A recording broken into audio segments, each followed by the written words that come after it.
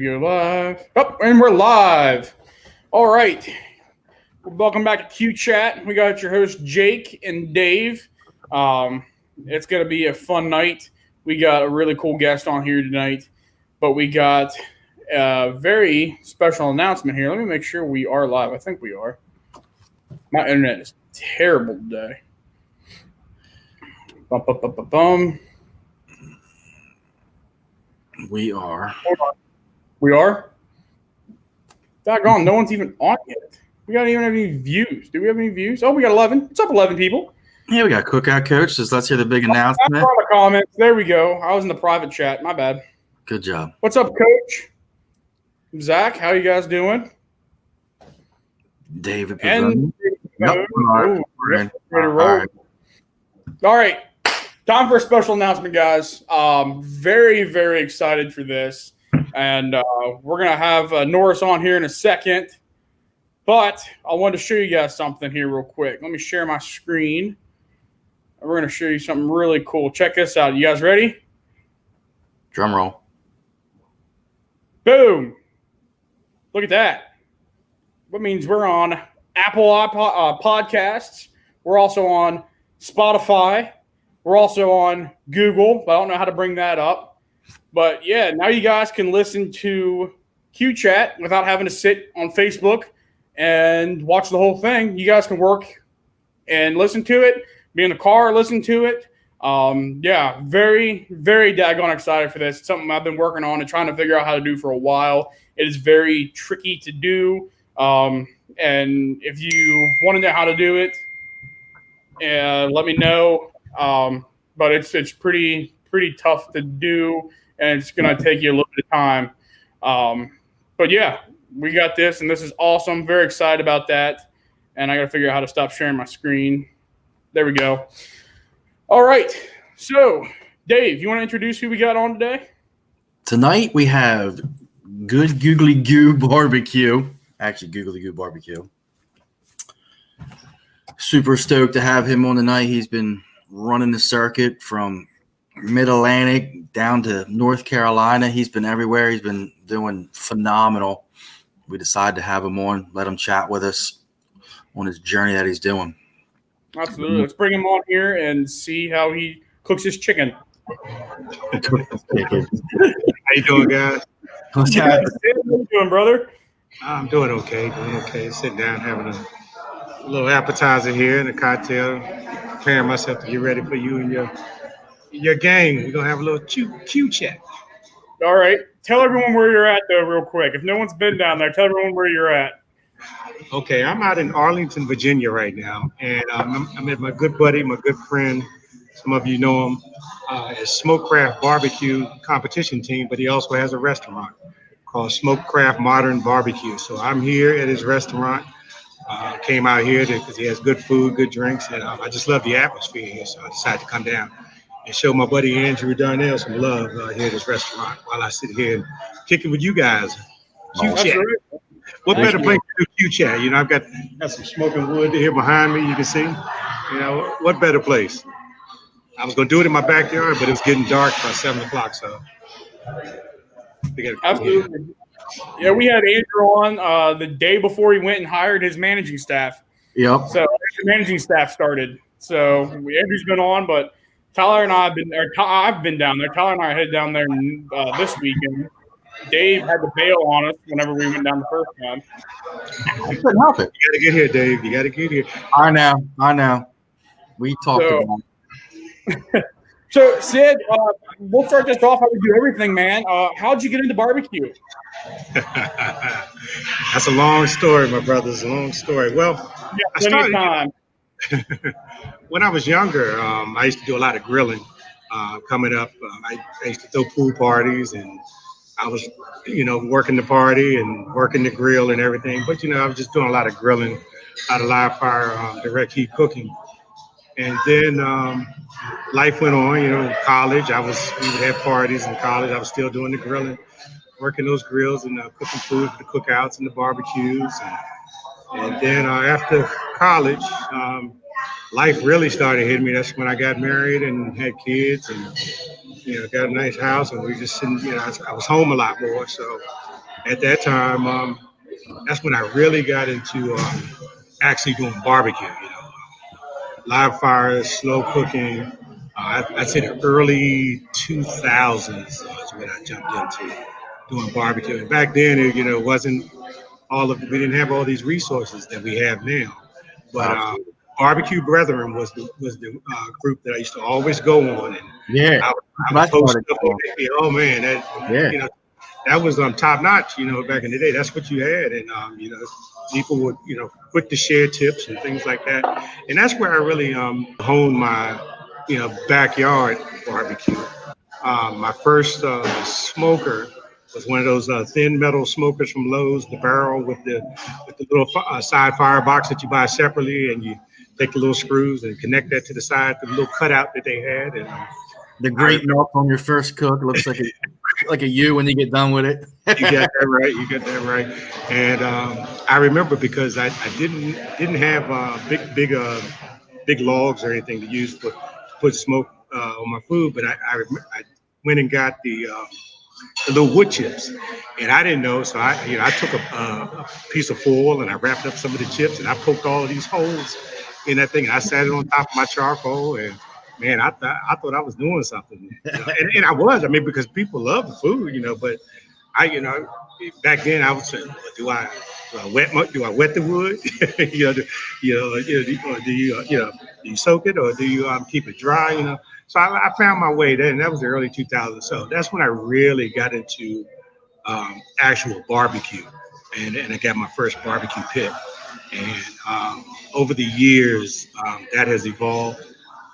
If I showed you my collection at home, I have so many different uh, pits and things like that. But in 2000, let's see, 2018, um, well, yeah, 2018, 2017, 2018, I kind of got, I was just like a lot of people you hear, they watching barbecue pit masters and things like that. But let me just rewind before I get there. I did start, I purchased a trailer smoker because up until that point, like every Sunday I was cooking and just having friends over and letting them I just tell people come over and just try my barbecue. I would try different things, different recipes. But around 2017, 2018, that's when I decided to purchase a trailer smoker. It was a horizontal, offset, reverse flow. I had a guy down in Alabama, FMD, Frankie, for FMD Outdoors, and he made that pit for me. We stayed on the phone, and I kept giving him specifications and things that we wanted to, oh, you found the pit. You got the picture. That was my first, my first trailer smoker. And my idea when I got that, because I wanted to kind of go on the road with my barbecue and do little pop-up events. And everybody liked my barbecue. Oh, man, you've got all the pictures there. And that picture right there is when he first delivered the pit to me. And I was actually doing an event. A friend of mine let me use his pit because mine the guy didn't arrive in time from Alabama, so I had to I borrowed another guy's pit. But during the event, he delivered that pit to me, and I still have that pit to this day. That trailer smoker, I love that thing, and I've got a lot of hours on that thing, and a lot of people have enjoyed some very good barbecue coming off of that. And of course, when I was using that pit, I did a lot of lower temperature cooking. Low, I do some low and slow, maybe. Oh, you guys are on it. I see. You got all the pictures. Right, Um, man. but yeah, 225, 250. I think if I was doing a brisket, the highest I may have 275, 285 is where I was on that pit. But that thing really put out some very good barbecue. So like I said, that was that was early 2018 when I ordered that. 2017, 2018. I got caught up in one of those marathons, barbecue pit master marathons, and I decided, hey, I'm tired. Everybody talks about how good my barbecue is and everything, and I really felt like I was confident. I knew I was putting out good barbecue, but I still wanted a challenge. And I really wanted some kind of challenge with the barbecue. And that's when I was watching this Pit Masters. I was like, hey, there it is right there. You know, I just watching it, I was feeling some kind of way. It just took me back to my days when I played football back in the day. And, you know, just get, you know, you just feel like you're getting up for a contest, a game or whatever. And I could just feel that, you know, that emotion from the people that were competing that I was seeing on Barbecue Pit Masters. So I got this crazy idea that I would jump out there and try it myself. And it just so happened, not too far from where I live, excuse me, there's in Upper Marlboro, Maryland, is the Beltway Barbecue Showdown. That That's was where everyone starts. is that I mean, it's literally less than 10 minutes from where I live. So it was almost a no-brainer that I just had to be in that event and give it a shot. Didn't know what I was doing. I'll be honest. I started off when it came to competition. I knew what I was doing with barbecue. But as you guys know, backyard barbecue and competition barbecue are two different animals. You ain't kidding. Two different animals. And I found that out very fast. Um, I did started Beltway Barbecue Showdown, but I had leading up to that, I'd been watching some videos, YouTube videos, Malcolm Reed, Cosmos, Harry Sue, Slap Your Daddy, you know, the ones that were out, and you know, I thought I was on the right track, which I kind of sort of was on the right track from watching those videos, but it got me a start, and in that competition. I will say I didn't hear my name that day. I might not even been on the list that day because I was so far out of it. But it's a Master Series Pro level contest. But but that particular event they allowed you to sign up individually for them. Yeah, so a lot of people know that don't know. There's 4 meat categories in the Master Series competition barbecue, and I signed up. That might have been. Oh, that may That's be. it. That might have been it, yeah. So I signed up for ribs and chicken, and that's that was it. Shout out to my brother. Oh, there's my brother. Yeah, he helped at that event, helped me do the boxes. As you can see, there he is right there, and yeah. So I jumped out there.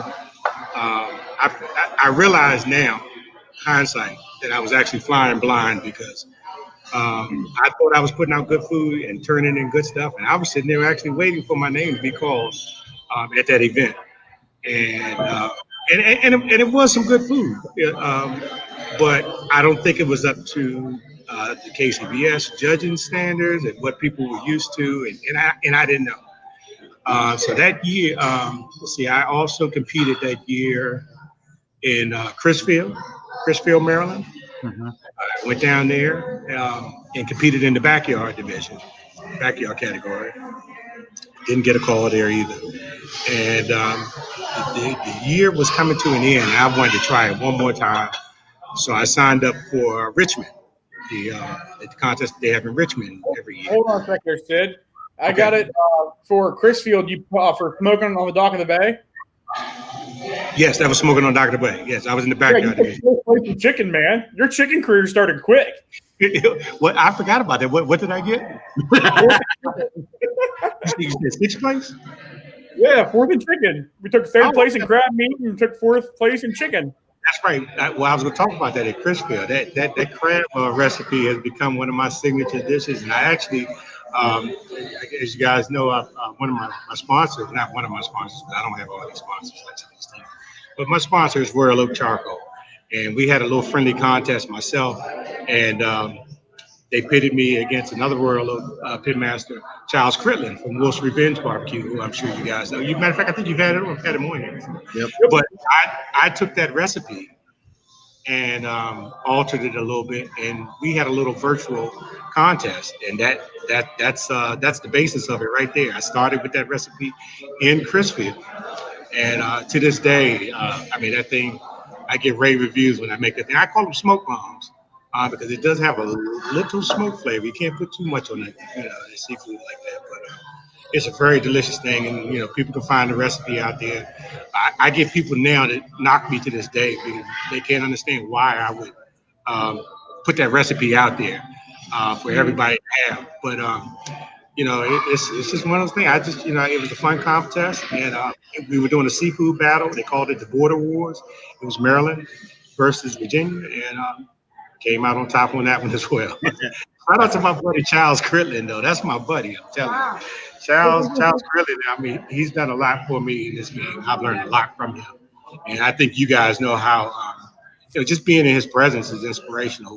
When it comes to competition barbecue, I love that guy to death, and I tell him every time I see it because he's helped me up my game. There are a lot of folks that have, I attribute to helping me up my game. I was kind of surprised when you guys asked me to be on the show because I don't know if I even deserve to be here because I don't have a grand championship yet. I haven't been grand champion. So yeah, but neither have Dave and I. But how many chicken calls do you have? You know what? The way we look at it is it's not about what you got and stuff like that. We're looking for that good environment of people and things like that. And, with what you're doing in barbecue and traveling and doing that thing, I mean, you're living it, man. Living it. Absolutely. I appreciate it, guys. I mean, like I said, that I didn't know. I didn't realize that I was flying so blind in this competition barbecue thing. I did those 3 contests, and it was crazy. I was like, you know what, you got to figure this thing out, because you guys know it takes a lot of. It's a money sport. It does take some money to get out there and do this thing. Absolutely. And I told myself, I'm not going to keep throwing this money out. And not saying that you can make big money. We're going to make big money in it either, but I wanted to feel like I was getting some results, eventually. So as you've heard, the advice that I will give to anyone these days that wants to get in competition barbecue, you got to get out there and take a class. And that's what I did. When I jumped out there, I think it was Christmas of that year, or it might have been Black Friday. Apocalypse Now was offering a special in that class. And I was like, you know what, you got to go take that class. And I signed up. And it was when I took that class, Michael Fay and Lisa and Don and the rest of the Apocalypse Now crew. When I took that class, that's when I realized I really didn't, I was flying blind. I had no idea what I was doing. I was making decent stuff, but if I wanted to be more consistent, in being successful in this thing, I needed to make some changes. And it was when I took that class, that's when I realized that I had to make changes. And thanks to them, I can honestly say after taking that class, that first class, I started seeing some results and things started changing. Of course, last year, my first event in 2019, it's not me bragging on this because it's nothing to brag about, but I was actually DQ'd in the very first contest of the year. And that was Barbecue Gives Back. And that was because I was trying to do a pork box, a very sophisticated pork box with all these different muscles, to turn in. And I think we were about 2 or 3 seconds late getting that box on that table. And even in that situation, there was a lesson learned. But I told myself to never allow that to happen again. So, I learned from that. And, pork, I became a decent cook in pork. And somehow by the end of the season, the last contest of the season, I ended up getting a 180 in pork in my last event of the year. So I kind of look at that as a milestone and things that changed for me to show how far I come to go from a DQ in pork first contest of the season. I think I did about 13 contests last year in 2019. But to go from that DQ and then to finish the season with the first place pork, it was a 180. That just it's kind of like, guys, it's kind of like when you play golf. Anybody's played golf, and you get out there and you hit that nice drive straight down the. And that's that one drive that just drives you to get back out there and play another round very soon. You just can't wait to get out there. And that 2019 season is what really got me going, got my juices flowing when it comes to competition barbecue. And I told myself when 2020 came around that I was just going to do whatever it took to just be competitive. And fast forward to 2020, and what happens? We get a pandemic drop right in our laps. Contests falling. I'm signed up for so many contests, and they're just falling left and right. And I just saw my hope. My hopes were just my hopes and dreams for that year. I just saw them falling. But as a matter of fact, and let me know if I'm talking too much, guys, because I'll take it. I know it's a cute chat, but you guys ask away. But last week we barely talked at all. Exactly. Shout out to Jeff. Now we're here. I mean, we're here for your stories. Okay, well, let me go back to March of earlier this year. My first contest was supposed to be in Darlington, South Carolina, at Darlington Speedway, where they have the NASCAR race. Yep. Jason Hardy, Rufus Teague, Barbecue Series. That I was signed up for that event, and I was literally, I think that was the second week of March, second or third week in March, and it was a Thursday or Friday. And I was on the highway in North Carolina when I got a text saying that Darlington Raceway is not going to let them have the contest. And I'm on my way to the contest, and I was floored. I mean, it just crushed my soul at that moment. And I pulled over, found a little restaurant, and had a guy with me, a buddy of mine, Walt, who was riding down with me to give me some help and some company on the ride down. And we sat in there and we ate. And Jason sent me a message and he said, Sid, just sit tight. I'm working on something. We're gonna try to make this thing still happen. It might not be a Darlington, but I'm working on something. And we sat there for about an hour and a half, 2 hours. And Jason called me and said, Sid, get back on the highway, come on down. I found something in Summerville, South Carolina, which is about 2 hours further away from Darlington. Man, I hopped back in that truck and we hit 95 and jumped back on 95. And we Oh, hauled that's that campground, wasn't it? So it said it again. It was at a campground, wasn't it? Yes, it was a campground. Yeah. I think a JC's or JC's campground, something like that. But yeah, so I shot down there and they rebadged it. They called it the Plan B contest. Speed. The original one was called Speed and Feed. They called it Plan B, Speed and Feed. And went down there and it was beautiful. We were right on the water. There you go. You guys are on it. I'm telling you, you do your homework. I see. But yeah, that's what I was going to tell you, man. You see those alligators? We saw alligators and snakes. You don't take a Maryland boy like myself and put me on the banks of the water like that, and then put a sign that says danger, that they're alligators. So, needless to say, we didn't stay out there too late after it got dark because down there, when it's dark, it's dark. Oh yeah. It's dark, especially out there in those woods like that. So, but we had a great time. It was well worth the trip. I call it. I don't like. Sometimes I don't talk about this. The number 666 comes up because I finished 6 in pork and 6 in brisket and 6th overall in that event. And it was, so I always call it the 666 event. But yeah, I don't like that number. That sounds like my chicken scores when I had a Smoke in the Groove. But it felt good, that contest and just driving down there and starting the season. And I just felt like, it was the start of something. And little did I know it really was the start of something. It was the start of the COVID-19 coronavirus pandemic taking over the world. And that was the last contest that I competed in, I believe, until I think things started back up in June. Does that sound? Because I think you guys were there at Delta. Was it Delta, Pennsylvania? Yeah, Dave was there. That was July. Was it July? Okay. Yeah. So that's when I think. So for March.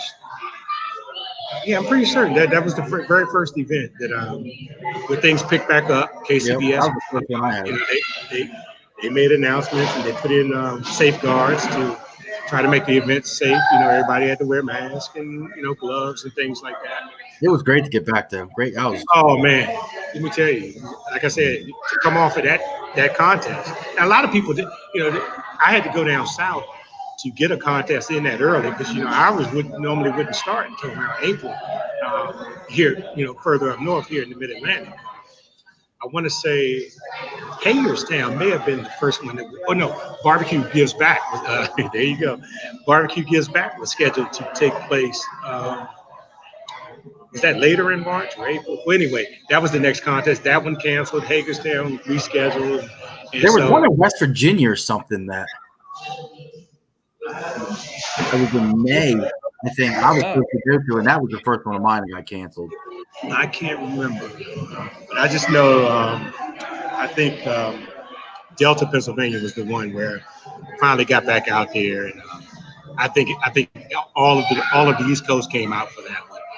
You had people coming up, from up in the Northeast, and because everybody was just so anxious. Everybody been cooped up in the house or what have you for so Oh yeah. long. It was COVID, and you guys know, you just you couldn't wait to get out there and cook and compete. And I was just itching for a scratch after getting that one under my belt in March, and then just nothing. And like I said, I had taken um, since well, after ending 2019, I took another class. So, just I had this knowledge that I gained and just wasn't able to apply it and use it. And, I wanted to use it while it was fresh. I have notes and things like that. And I'll tell anybody, a class will help you tremendously. And it really helped me up my game. I still don't have a GC or RGC, but I'm not going to give up until I get one. I guarantee you. Who was your second class? My second class was the hot and fast class with Tim Shear and Brad Lonnie. Two wonderful guys. I love those guys to death. And one of the things I like about their class, and I'll say this about class, it does help to take a class that's focused on using the equipment that you're going to use yourself. I learned a lot from that Apocalypse Now class. Michael Faye, he cooks on the Myron Mixon. But I still learn a lot from that class. But when I went to Missouri and went to that hot and fast class and learned how to really use my gateway drum smokers, and it really it just opened my eyes up to a new level, and it even took my confidence to another level as well. So shout out to Tim and Brad. I talk to those guys from time to time. They're just real good guys. Anybody that wants to go hot and fast, I definitely recommend that class. Let's talk about that. What made you go from your old reliable smoker over to the Gateway drums? Okay, so that's a story in itself. 2019. Some people might not know. I started out as a tent team. That first year, those first three contests, when I did Beltway, Richmond, and Chrisfield, I was cooking out of a 10 by 10 tent. And as you know, when you're cooking it as a tent team, you've got to deal with the elements. That adds one more thing that you have to deal with is the weather. And I mean, you guys know. So Hagerstown. Hagerstown was the deciding was the thing that the straw that broke the camel's back in my decision to change up because I was same. That's when I was taking that same trailer smoker. That's what I was cooking on, and it was holding its own. I love that pit, and I won't. It's hard for me to let it go. I can't sell it or anything because it has sentimental value at this point, But at Hagerstown, that contest in Hagerstown, I will never forget. My brother was out there, and we were in. They had a tornado warning come through. Yep, I was there. Yeah. I'm in a 10 by 10 tent, and with torrential downpour. And I had a poncho and everything. It didn't matter. Everything was soaking wet. And then you'll hear people say that, when it comes to these contests, when you start seeing rain pouring down, the guys out there in the tents, they've got something else that they got to deal with. They're not just worried about their fire now. Now they're trying to keep their stuff dry and still focus on what they're doing. And that contest convinced me that I had to make a change because, I remember I was in Richmond at the Richmond contest, another contest where I literally had to hold my 10 by 10. That had strong winds, and I literally had to stand in the middle and just hold that tent down. And and I'm looking over there, and I'm seeing tents flying in the air. Matter of fact, I think one of them hit somebody's trailer and knocked the satellite dish off or something like that. but I just got to the point where I felt like, I can't do this. I'm not the young guy that I once was. I'm not built for this stuff to be sitting out here in this cold rain and that tornado. And it really was a tornado. They tracked it that next morning. We found out that the tornado had touched down there. But I just realized I didn't want to do that anymore. And it just so happened, a guy from up in Bel Air, Dave, who had a team, and he had some life changes, and he wasn't able to compete much anymore. So he was selling his trailer. Someone posted the trailer on Facebook Marketplace, or it might have been in Mid Atlantic Barbecue's page or something like that. And I saw that, and I called him right away. And I said, "Hey, I could be there tomorrow. I want to come up and take a look at it because Bel Air is about 45 minutes from me." And we said to them, I said, "Don't sell that trailer." I said, "I'm coming to see. There it is." That's when I was literally on my way back from picking up the trailer. That's in front of his house. Yeah. So so to answer your question, that's what made me switch to drums. But the first step was to transition from a tent to a trailer, and because I have the trailer, I can no longer tow that trailer smoker. And for those that don't know, I am pretty much a solo cook team. So I'm always trying to find ways to make things easier on myself. And I didn't want to have to roll out a 500,000 pound smoker, water cooker or what have you, out there by myself. I mean, I'm already dog dead tired by the time I get to the contest, just prepping and loading the trailer and everything. So I already had one drum. Matter of fact, I think my first time cooking the drum was in Upper Marlboro last year, which it was raining. But I was so impressed about how that thing just maintained temps, even with the rain coming down and everything. And then fast forward to the DC Capital Barbecue Battle, and who do I run into? Shake and Bake, Tim Shear, Shake and Bake was there. And he remembered me talking to him about the one drum I bought. And he's like, "Look," he's like, "you need to come out. There it is." That's it. And he said, "Look, we're gonna get you some more drums. We're gonna show you how to use these things." And he said, "I want you to come out. We're gonna hang out, have a good time in Missouri." And I was sold. And I think it was the first or second week in December. I was in Missouri for the class, and I took the shake and bake and getting basted, the hot and fast class. Money well worth spent. Money well spent. I would say that. And I'm not trying to plug anything. I'm not sponsored by those guys or anything. I'm just telling you what worked for me, and I'm seeing results from it, from making that transition. Uh, those drums are easy. People see me. I see you, Tiffany, because they win. You got that right. Yeah, Tiffany got that 180 pork in Fredericksburg, if I'm not mistaken, on a drum. So, but I know they're not as popular here in the East Coast as they are out west. But people are seeing, you're seeing them trickling here, and people see me when I pull into a contest and I lay that ramp down. That's the first thing I roll out are those 4 drums, because I eventually bought 3 more drums, and that's what I cook on the contest. I have one for each meat. I started with the one drum, and then I transitioned to 4. I was going to go 3 drums, which you can do 4 meats on 3 drums. Make some adjustments on your timeline, but I decided to go all in, and so now I have the 4 drums.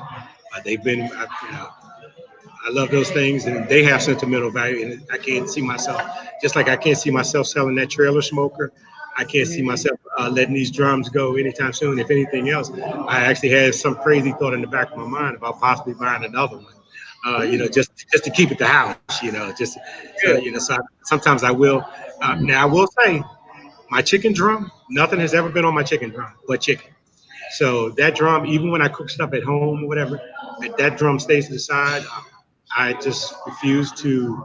I just don't want any off flavors or anything. And I do maintain my drums pretty well, my cookers, and keep them clean and everything. But my chicken, it's kind of, it's almost like a superstitious thing for me.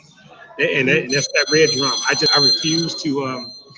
I refuse to cook anything in that one drum. But the other ones, I use them different things. I hang ribs, and you may have seen, people have seen the videos. I love to hang food, ribs, lamb chops. Oh my goodness! Until you've had lamb chops off of those drums, you just don't know what smoked barbecue lamb chops are. I'm You telling just you. did that not too long ago, didn't you?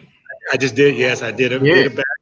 And the ribs as well. I mean, I've got friends who love my ribs, but they're telling me now that they don't even want the ribs; they want the lamb chops. Those lamb chops, when you hang those things, it's just a certain flavor. That drum flavor. I think it reminds. There you go. That's a good picture. I think it kind of reminds you of someone cooking in the backyard over some charcoal. It just has that good flavor. And so let me see. Did I get off track on my story? So I did transfer from the trailer smoker to the drums. I got the Yeah. trailer. Uh, So did you hang your competition ribs? I've done both. I've done both. Okay. And the verdict is still out because they both methods put out some damn good ribs. I will say. Uh, Yeah. one of the things about drums. Excuse me. I'm not trying to sell anyone on the idea of drums. I want y'all to keep using whatever you use because I don't want you to come up and start taking what I'm using. The thing about drums, I think one of the differences is that you pretty much have to really pay attention to your timeline.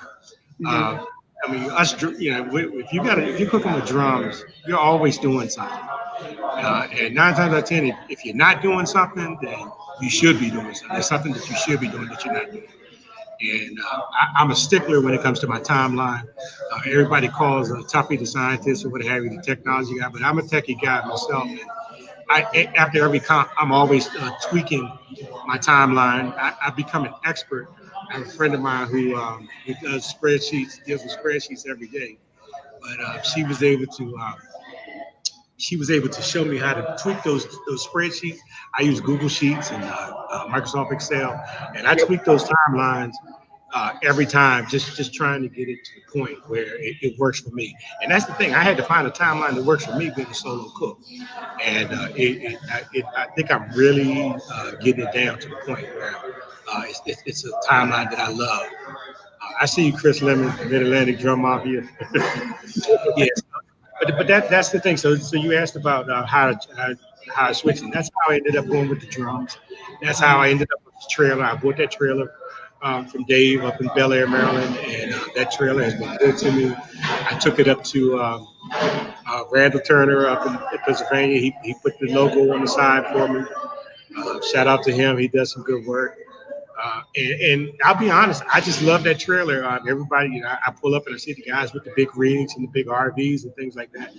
And for me, this just works for me. I think I might get too comfortable if I had a big RV. That's right. Yeah, that's when the guy was putting the logo. So, maybe if I was to start traveling, traveling around the country, maybe RV. But right now, I love that trailer. Sometimes you'll see me. I'll get a hotel room, sleep in a hotel room. Sometimes I might just stay there. I've got beds in there, cots in there, everything's in there. So it just, Yeah. What do you mean travel the country? You're heading to South Carolina every daggone weekend. Actually, I went to Augusta, Georgia, a couple of weeks before that. Well, actually, this last trip, Murphy, North Carolina. That's the furthest I've driven in competition barbecue. Google Maps told me it was going to take 9 hours and 5 minutes. Of course, it took 9 hours and 5 minutes. It took me about 10 hours, stopping and everything. And that was the longest drive. And I'm here to announce and say that will be my longest one because I'm not doing anything else that long this year. I mean, it takes a lot out of you. But usually if I do a long trip like that, I will leave a day early. So I usually will drive on Thursday to be there because to me, there's nothing like waking up Friday morning and you're already there at the contest. Yep. I will do like some of the ones here, 2 or 3 hours. I'll get up on Friday morning and drive to the contest. But I have a timeline, and I know what time I want to start hitting those times and hit those marks. So I will hit the road as early as possible. Like I said, when I get there, it's me. Most of the time, it's just me, and I've got to unload everything out of that trailer. I've got to prep. I've got to inject. I got to do all this whatever, So I like to get comfortable. You were extremely early at Smoking the Grove this year. I know Dave and I were set up and walking around when you rolled in this year. Yeah, I love Smoking the Grove. That right there, you guys know, Smoking the Grove is one of the best contests on the East Coast.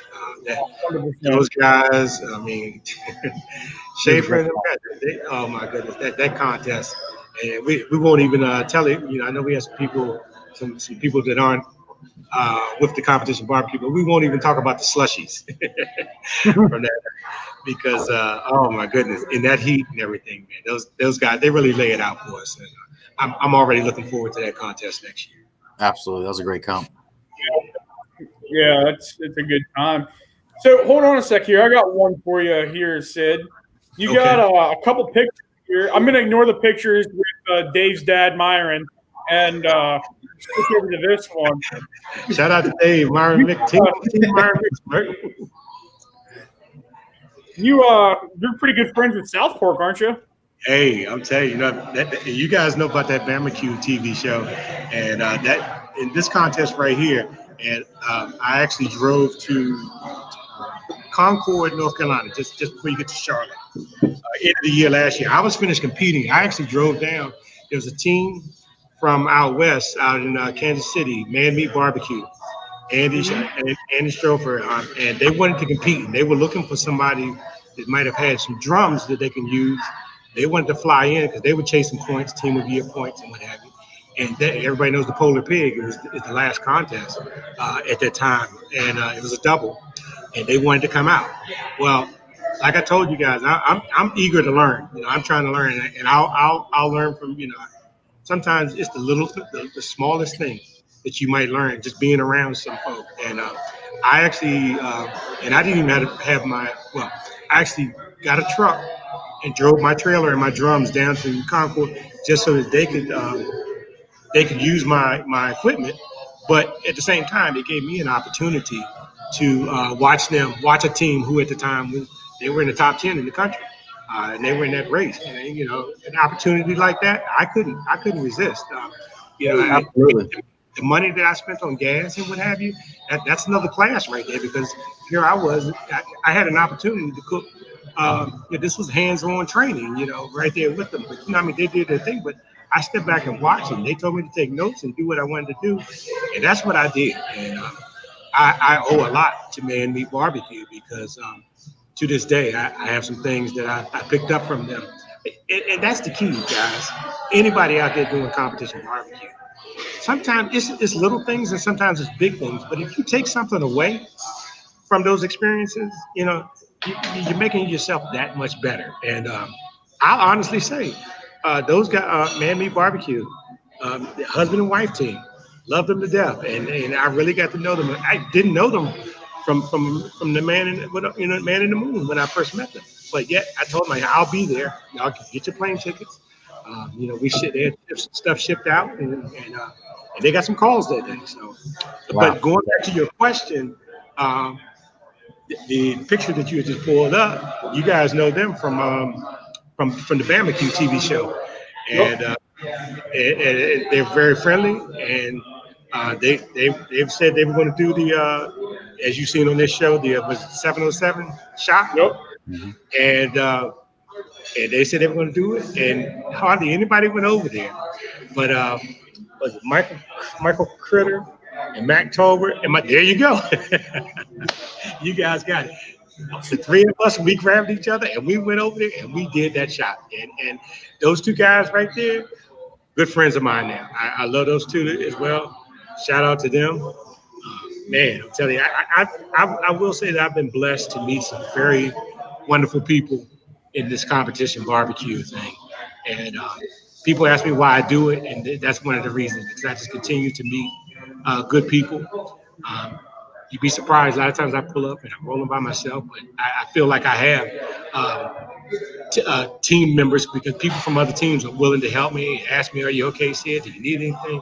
And it's just a good feeling to be a part of that barbecue family, where people are willing to help each other because, a lot of sports, you just don't see that. And I call it a sport. It is a food sport.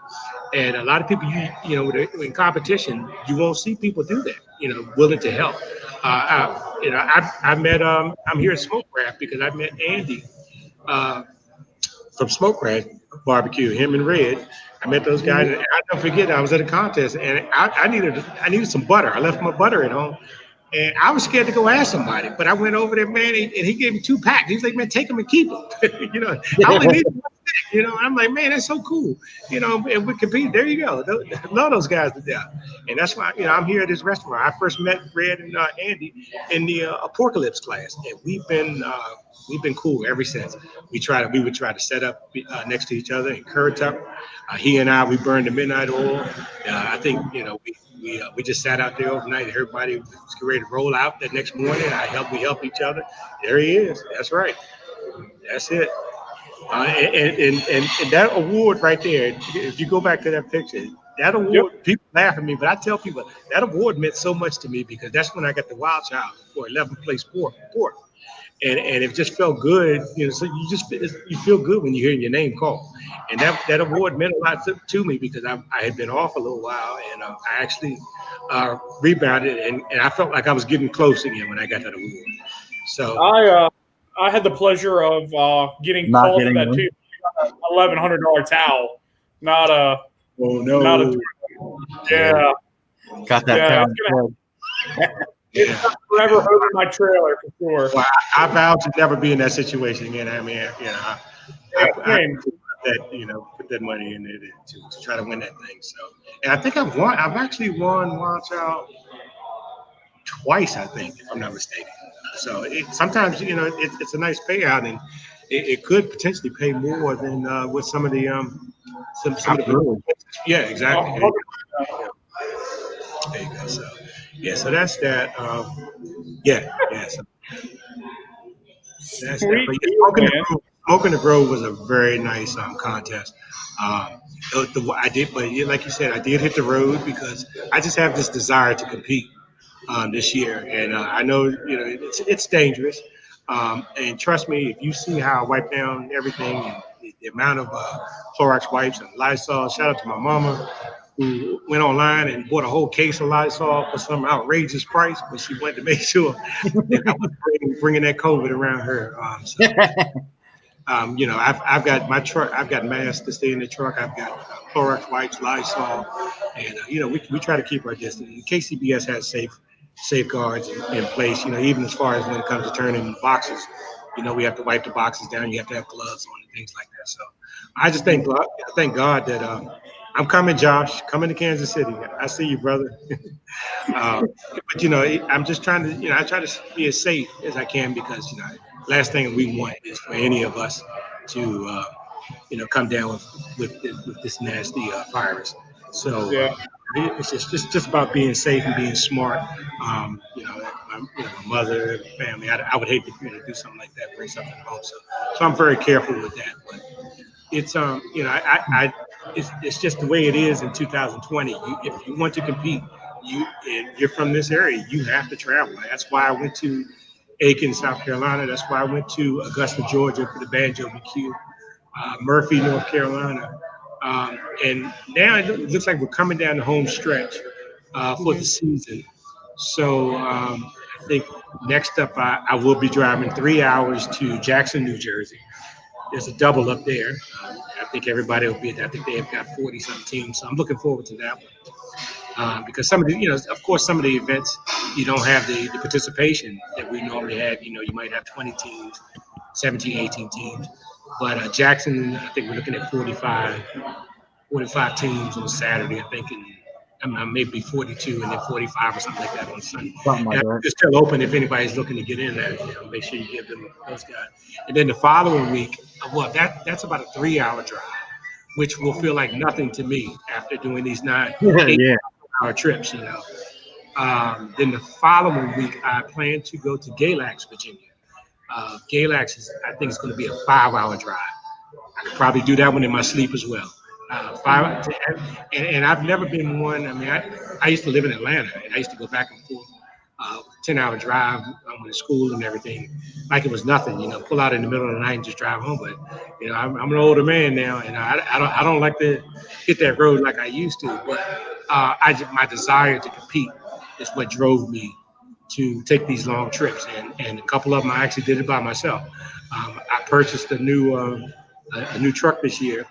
And I got that because I wanted something that was going to be reliable for me to hit the road. If I wanted to hit it by myself, I made sure I had a nice entertainment system in there so I can listen to my podcast. I had satellite radio and everything. And I also made sure it was strong enough to pull that trailer because some of there it is. That's my baby right there. But a lot of people know that I used to pull my trailer in my old Cadillac Escalade. And the moment I hooked that thing up, that thing was squat down in the back. And you know what? It didn't stop me because I desired to compete. I was going to ride that thing till the wheels fell off. And it was pushing close to 300,000 miles on it. But yeah, that's me on the way station. But yeah, so so the distance, I did the distance because I wanted to compete. And of course, naturally, you want to win. I'm still, I'm chasing that GC, but people tell me it's going to come one day, and I believe it. But until you get it, you're just hungry, and I want that GC. I was surprised to see and I know it. Some people might call it an abbreviated year or what have you because of the pandemic. And of course, not as many teams are competing. But I was surprised when I looked on yesterday. I looked at the KCBS website and saw that I was either ninth or 10th place in the country in chicken. And you're talking about something that just motivates you, inspires you to when I saw that, I was ready to, go buy some chicken and, and throw something out there on the smoker, and go do some practice that afternoon. But I got to work on. I had a very bad showing, very bad cook this past weekend with my brisket that really hurt me, and it was totally my fault. It's something, some mistakes that I made. But I learned from that too, and so now I'm anxious. Now I have to wait 2 or 3 weeks to get back out there and redeem myself. Yeah, what is that, 10th place? That's funny because yesterday it said 9th place, but I guess maybe the results all weren't official. But I'll take 10th place in the country. Hey, when I think about what I've been through, how I've had to struggle out there on that. Brother, you're 53rd overall. Is that what it is? Yeah.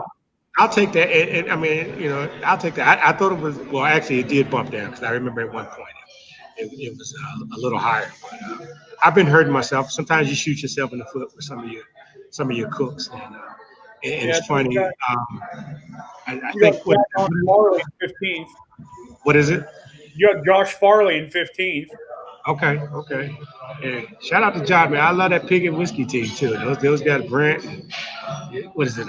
Pig and whiskey OG and pig and whiskey. I get confused, but I love both of those guys. And I learned a lot from Brent too. Sometimes just being around and talking to him. I remember when I first started looking into competition barbecue, and I was on that. I think it was Barbecue Pitmaster Secret Facebook group.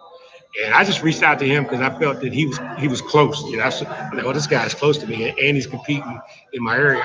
I sent him a message, and he didn't know me from Adam, but yet he responds to my questions, and told me, he helped me. So it's just that type of family. And to this day, we see each other. It's certain people. It's a lot of people I love to see when I pull into a contest because so many people have been there for me, have helped me. I mean, just in the Mid Atlantic, Charles Cridman, Michael Fay, Luke Darnell, these guys, embrace me. They didn't know me. This is my third year in competition barbecue, my second year competing in the Master Series. But these guys didn't know me, but they embraced me, they welcomed me in like family. So when I pull into contests, I see these guys, with tooting horn.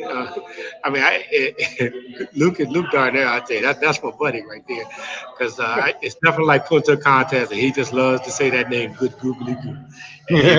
He puts his own spin to it. So shout out to Luke Darnell, that's my buddy, and I just have so many people that I'm thankful for helping me.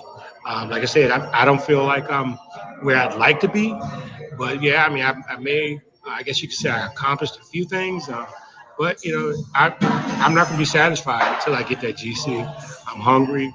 I love seeing others get those calls and everything. But one day I do want to see Good Googly Goo BBQ being called late, hearing our name called last at the contest, and walking up there. I'll never forget. I'll admit I thought you guys were there at it was Delta. And Delta, I shot myself. I think sometimes I feel like that was my opportunity. I messed that one up, but I got first place in chicken and then third place in ribs or something like that. And people were already starting to come down. I was sitting down up front. People were coming down there. They were just coming down already to congratulate me. They were so happy. And then I ended up finishing 12th overall in that contest. So it just shows you how things can go in this competition barbecue. But even from that situation, I'm motivated. I take notes. I tell people, like they tell me, take notes. You make a learning experience out of everything, out of each situation, and that's what I'm trying to do. So I don't know how long it's going to take me. If it takes me I'm coming up on retirement, guys. So when I retire, I'll be a full-time competition barbecue guy. So I don't know if it's going to take me, a year, 2 years, 5 years, 10 years, but I'm going to keep fighting until I get that thing, and that's what I have to do. What are you going to do when you get it? Oh my goodness! I tell you, it's funny. As you guys know, it's not all about the money in this thing. I mean, I just before I came in here, I was looking for my mask and it was up on my sunfires. And I pulled my sunfires down and there's the envelope that I got for my winnings from this past weekend. And one time I went in my glove box and I had 2 envelopes in there with money from previous contests. I forget about the money. To me, I want the trophy. I want the prestige and everything that goes with winning those things, and that's what I shoot for. Some of these trips that I took 9-10 hours, I didn't even make half of my gas money. But to me, I've got friends that have Harley Davidson motorcycles. They ride motorcycles. I got friends that ride, that have boats, and they like. I used to have a boat. I got rid of my boat, but to me, this is my thing. My passion for barbecue is so strong. That's my brother and his motorcycle group. They ride those Can-Am. And shout out to them, the DC DMV Spider riders. They come out some Saturday mornings, and they'll ride up because my brother will show up on Saturday mornings and help me with my boxes. That was a Delta, right? Yeah. Yes, it was. That was Delta. Most of the time, my brother does do my boxes, and he runs them for me when he shows up. But when you start getting hours away from from home, a lot of times, I'm rolling solo, so I'm doing it all. But yeah, but what I'm saying is, everybody has their passion and things that they love. And for me, barbecue has been it for a while. And now competition barbecue is what it just drives me. It just floats my boat. I'm telling you, I go to sleep with it and I wake up with it. And it's just that passion that I have for cooking good food. Not just competition barbecue, but just barbecue. I do pop-ups every now and then. And people get mad at me because I haven't done the pop-ups like I used to because I'm always out here competing. But I decided that this year I'm just going to, once the season is over, this winter and whatever, I'm just going to do some cooking. Because I cook year round, so the weather doesn't bother me. I can make barbecue year round. So come November, for those folk out there listening, Good Googly Goo BBQ, make sure you're on my text message list because I'm going to hit y'all with the whammy jammy. I'm telling you, it's coming. Good Googly Goo BBQ. And people ask me about that name. I like to make people say Good Googly Goo when they taste my food. Not some folks. I got that Grady on Sanford and Son used to always Whitman Mayo used to always say Good Googly Goo, and I'm a big fan of Sanford and Son. I still watch some of the reruns to this day. But that's where I got it. And Grady is actually one of my frat brothers as well. But he's rest in peace. But these the whole Good Googly Goo thing. I got people. We started doing merchandise, hats and shirts, and things like that, because people just like the name. So, I wanted to become a winning name. That people associate with a winning team one day. And It's definitely going to be a winning name, that's for sure. Thank you. I appreciate you, Jay. Absolutely, man. Dude, this is why we had you on, man. It blew by in an hour. You are so daggone You're kidding. It's been an hour already? Dude, it has. You are literally one of the best human beings on this sport, for sure. Oh, thank you, guys. I appreciate more with this, man. Like, We appreciate this it. hour, I mean, it's if anyone's been wanting to come up and talk to you about anything, man, I think like now you just pretty much open yourself up because you're everyone's known you're a good dude, but this just seals the deal. You are one of the best people in this sport for sure. Oh, man, I appreciate it, guys. I mean, that's the thing. Like I said, this whole barbecue family thing. People have been so good to me, and it's almost like you have to return. It's a karma thing too. You do well to towards others. It comes back around full circle. And there have been times when I've been in need, and people have been there for me. And you just meet some good folk. I mean, a lot of times at the contest, one of the toughest things because I'm usually there by myself doing everything on Friday night or whatever, and I'll see everybody out there partying or getting their drink on or whatever. And sometimes I just have to fall back, and be disciplined and stay the course myself. And I tell folks, don't think I don't want to come over there and have a drink with y'all or something. And I will sometimes, and sometimes I might do a little too much as well. So, but don't think that I don't want to. I'm not being antisocial or anything. It's just that sometimes when I come to a barbecue contest, I'm coming to a barbecue contest to compete, and first and foremost. But sometimes when I have people there with me, if I have somebody to help me, it does give me a little wiggle room, and I will usually on Friday night. I'll mosey on over to Bob Tarpey at Big Bob's Barbecue. Yeah, He's a trip.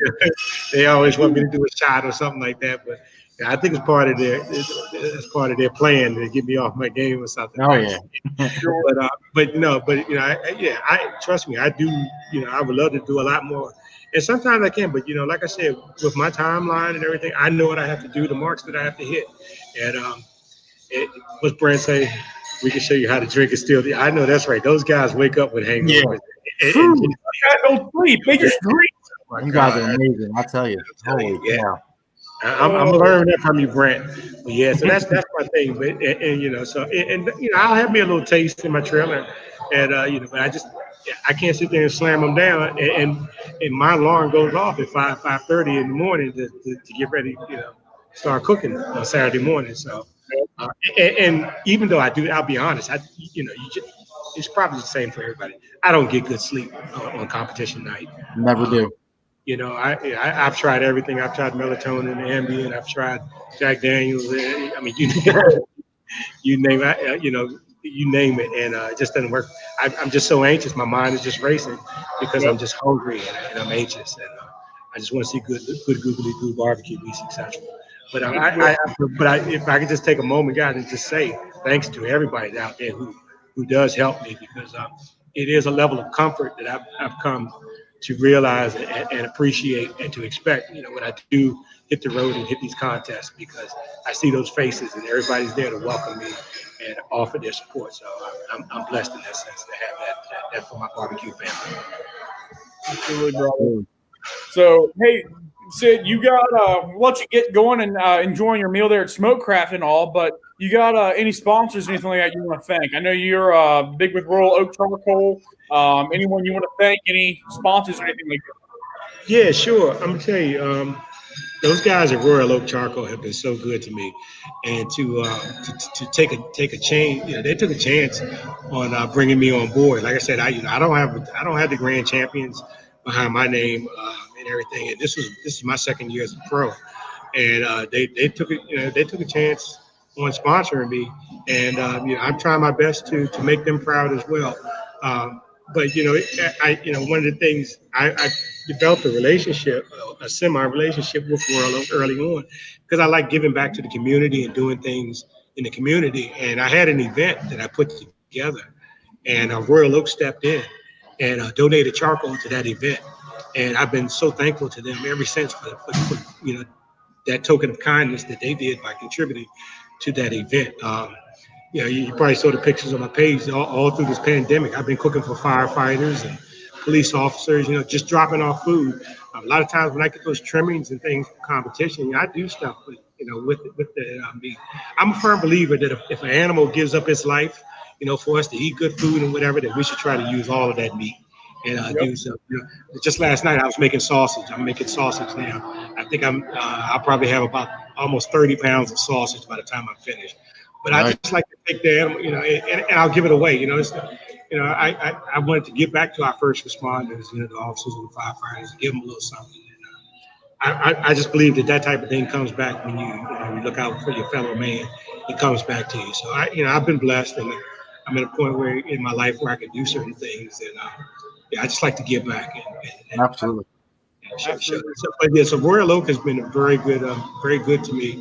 The Barbecue Ninja, I love that guy. I mean, they just Royal Oak, the whole Royal Oak family, and I can't say enough for what Tim Shear, Shake and Bake, and Brad Leininger from Getting Basic with their class. And even then, sometimes I'll talk to them, just ask them or shoot something by them. And I just feel good, good. It's just good to know those guys. And they, it's no secret I do use Blues Hall products. I'm a firm believer of using stuff that's already out there on the shelf versus sitting there trying to make my own. And why not use some stuff that has a track record of winning? So I love the Blues Hog products. I cook on my Gateway drum smokers, and I'm giving praise to a lot of these guys, but they're not sponsors. It's just I'm just pleased to that there's products out here that I can use that can give me a chance. But I try. I know a lot of people with sauces and rubs. There's a lot of good stuff out there. And but when it comes to sponsors, Royal Oak Charcoal is pretty much the only sponsor I have right now. Maybe if when it comes to sponsors, I always look at it from the opposite. A lot of people say I need a sponsor so I can get something from. Well, I always look at it and say, what can I get? Offer them. What can I offer that sponsor? Well, why should they sponsor me? And I think Royal Oak must have saw something in me that made them willing and to step out there and take a chance on me. So that's another reason I want to get out there and I want to win and I want people to see. I rep Team Royal Oak. I love the charcoal and it really is a good product. I don't use it just because I'm sponsored by it. I was using Royal Oak. All right. And one of the good things about it is you can run right down to your Home Depot or your Lowe's and get you a bag. People have been saying that they've been having problems finding charcoal during this pandemic. And I was just in my Home Depot last week, and I counted 8 bags in there on the floor, and I picked up 2 of them, because sometimes I have friends or whatever, and they say they're looking for charcoal, and I just want them to cook what I know works. So Royal Oak Charcoal has been good, and to me, it's not about the sponsors. I mean, if I didn't have a sponsor at all, I'm still going to be out there competing. But thank you, Royal Oak. I do try to represent. But yeah. So and when it comes to the sauces, like I said, rubs and things like that, I buy what's on the shelf. So but Blues Hog has been very good when it comes to me competing, and some of these classes, I tell people get out here and take a class. Take yourself a class in competition barbecue, and not just a class anywhere. Sometimes it helps. I think it helps to take a class in the area or the region that you're actually competing.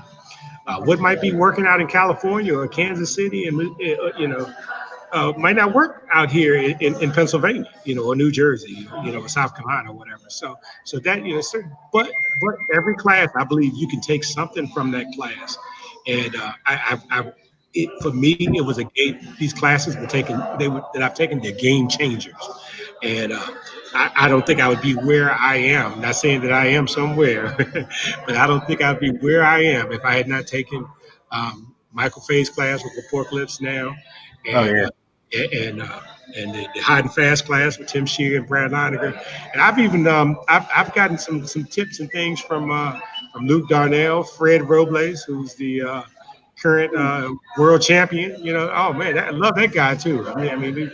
And these guys, like I said, they know me from a can of paint, but even before the classes, some of you guys you can just talk to. And so barbecue's been good to me, and I try to be good to it. I have a passion for it. I know I can sit here and talk for days. Some say I have the gift of gab, but I'm gonna shut it down because I'm getting hungry. Some of the servers look like they might be ready to get out of here, so I'm going to give you some of this good smoked craft. You guys know about that smoked craft modern barbecue. They've got some good drinks, smoked drinks, cocktails here as well. Oh yeah. And the brunch. Andrew's not here. He told me he wasn't going to be here. He had to run out. But shout out to that guy. And I think you guys had him. Andrew, real good guy. So, yeah, Great guy. I can go on and on and on about the good people in competition barbecue, and that's not to say that there aren't some bad apples. There's bad apples there, but I haven't had experiences. My journey on this competition trail has been wonderful. I'm looking forward to it. And I know I'm going to be sad after that first week in November because the season's going to come through, and I won't be able to do anything competition-wise. So it's like this next. I'm hungry. In these next few weeks. I've got 2 weeks off. I think Jackson is about like the 15th or 16th of October. And folk out there that's competing, you're in the Mid Atlantic, jump on those contests. Galax that following week, that's going to be a good contest. And got some good strong teams coming out. And then David Dick is doing the Zombie Q up in Withfield, Virginia. The last week, that's a double. I guess are you guys coming up for that? No. Okay. I'm done for the year. Other than SCAs, I'm done for a little while. Other than SCAs. You know, I love that. You know, I miss the SCA. I've done 2 SCA events. I did the one up in Bel Air, and then this was last year. Did Bel Air, and then I did Hagerstown. I messed the place up in Bel Air, but I got a 6th place in stake at that contest. That's the one that Brant Williams, Big and Whiskey, won in Hagerstown. And punched his ticket to the championship. But it was fun. And that's the one I cooked out there in that tornado too, and cooked that steak. But yeah, I miss those steak contests. And sometimes they have them even at the contest. But like I said, I'm really there to try to win those barbecue contests, and it's hard for me to get in those ancillary contests. We went down to Augusta, Georgia, for the Banjo BQ, and they had a peach contest. And my brother and his wife, they drove down. And I told them, look, y'all cook the dessert. I just don't have time to. Well, I have time, but I want to stay focused on why I'm there. Those 4 meats, and I leave the ancillaries to the other guys. For you guys to have fun. I would love to jump in because they're fun also. Absolutely. All right, kid, man. Let you enjoy your evening, brother. Thank you so much for being on here. Let me tell you, the Tuesday after you get that GC, you're back on this show. Bring me back on, brother. I'm telling you, it's going to be a party, man. I'm going to make it rain on this show. I'm telling you. That's right. But thanks a lot, guys. I thank y'all for having me, man. I wish y'all success with your show and your barbecue, your competitions, and my man here, he's Team Myron Nixon there. I understand that the restaurant's opening back up this Thursday. October 1st, yeah. Yeah, Andy Dunn posted that. I saw that, but and congratulations on that. And I just wish you guys success. That's the thing about competition barbecue. We want to see all of us. We want to see each other, be successful. And I'm wishing for the same thing for you guys as well, and everybody out there. So, all right, brother. Well, have a great evening. Get your smoked double egg. Before I go, if you've never had the beef rib, now I cook a mean beef rib. Ain't too many barbecue restaurants I go to in the area because you know how we are. We feel our cooking is just the best. But Drew has a mean beef rib at this place. I'm telling you, it's awesome. And he doesn't have it all the time, so you got to check and make sure you have it. But the food is great here. Come check him out in Arlington, Virginia. And, I'm a Maryland guy, and I'm not big on Virginia, but I drove all the way out here, so that says something for itself right there. I'll be there. Guys, thanks again, man. Thanks for having me. Thank you. Everybody out there, and look forward to seeing everybody out there on the trail. We'll see you next year. All right, take care.